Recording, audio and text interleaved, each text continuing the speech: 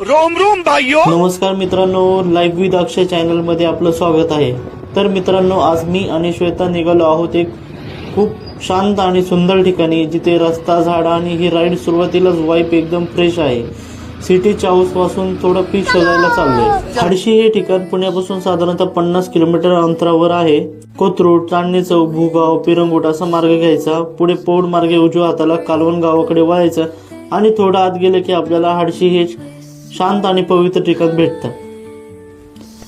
तर मित्रांनो, आपण आता हडशीच्या पार्किंगला पोहोचलोय।